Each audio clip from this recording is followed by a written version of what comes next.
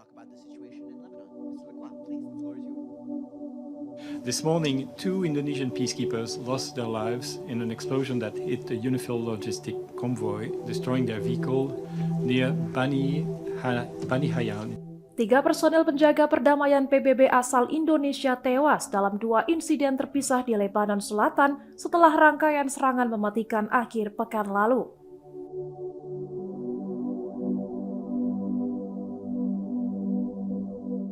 Dua prajurit tewas pada Senin 30 Maret setelah kendaraan mereka hancur akibat ledakan yang belum diketahui sumbernya di dekat Bani Hayan.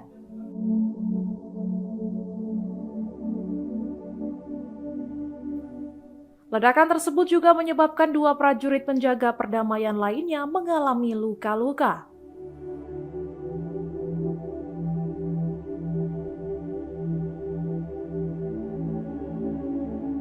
Kepala Pasukan Penjaga Perdamaian PBB, Jean-Pierre Lacroix, mengecam keras insiden tersebut dan menegaskan bahwa pasukan penjaga perdamaian tidak boleh menjadi sasaran serangan.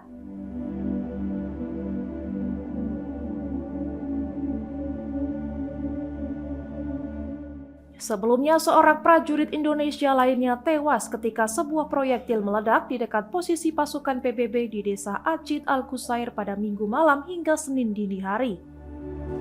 You know, it's difficult for me to speculate on the final intent because I cannot speak on behalf of the Israeli authorities, the IDF. Certainly, I wouldn't pretend to do this, but based on what we're seeing, as well as several statements emanating from the Israeli authorities, and also the orders for evacuation of civilians, it certainly looks like we might end up with, I would call it an expanded buffer zone in southern Lebanon. Dalam peristiwa itu, 1 penjaga perdamaian lainnya juga dilaporkan mengalami luka kritis.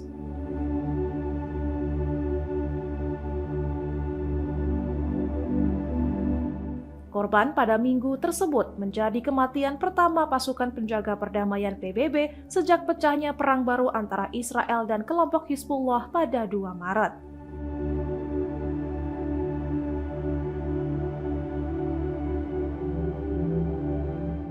Sekretaris Jenderal PBB Antonio Guterres menegaskan bahwa serangan terhadap pasukan penjaga perdamaian merupakan pelanggaran serius hukum humaniter internasional dan dapat dikategorikan sebagai kejahatan perang.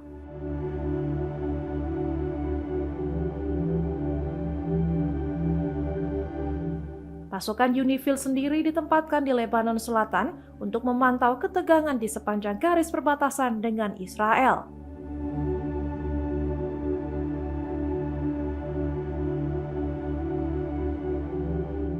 Wilayah tersebut kini menjadi pusat bentrokan antara militer Israel dan pejuang Hizbullah yang didukung Iran. Konflik semakin meluas setelah Hizbullah menembakkan roket ke Israel sebagai bentuk dukungan kepada Iran yang sebelumnya diserang Israel dan Amerika Serikat.